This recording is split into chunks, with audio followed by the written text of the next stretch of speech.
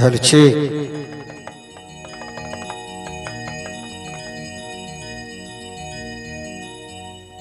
राम बनला पाहुन, राम बनला पाहुन, राम बनला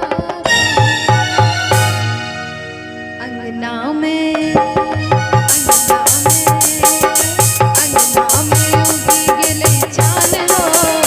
राम बनला पाहुन, अंगना में उगी गेलै चान हो।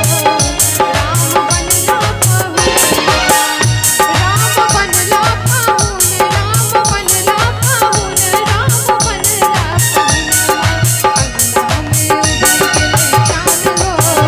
राम बनला पाहुन, अंगना में उगी गेलै चान हो। राम बनला